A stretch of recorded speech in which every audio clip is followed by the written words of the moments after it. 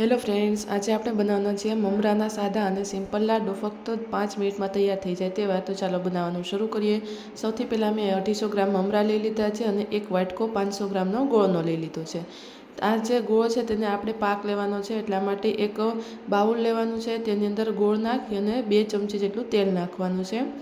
ત્યારબાદ તેને આપણે મીડિયમ ગેસની ફ્લેમ ઉપર મૂકવાનું છે અને સારી રીતે ગળી ઓગળી જાય અને એની અંદર ઉફાળો આવે ત્યાં સુધી રહેવા દેવાનું છે. આમાં કોઈ ચાસણી કે એવું કંઈ લેવાનું નથી. તમે જોઈ શકો છો ગોળ છે સારી રીતે ધીમે ધીમે ગરમ થવા માંડ્યો છે અને આ રીતે ઓગળવા માંડ્યો છે. તમે જોઈ શકો છો હવે તેમાં પરપોટા પણ નીકળવા માંડ્યા છે. બસ હવે પરપોટા નીકળે છે એટલે આની અંદર આપણે મમરા છે તે નાખી દેવાના છે. બધા મમરા નાખી અને ગેસની ફ્લેમ હવે બંધ કરી દેવાની છે. નીચે લઈ તેને સારી રીતે મિક્સ કરી લેવાનું છે. ગરમ હોય એટલે ધ્યાન રાખવાનું, ધીમે ધીમે મિક્સ કરવાનું છે.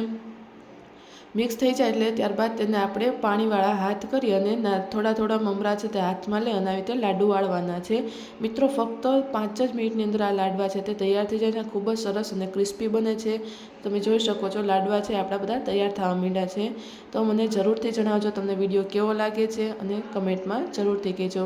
વિડીયો પસંદ આવે તો લાઇક, શેર, સબસ્ક્રાઈબ કરજો.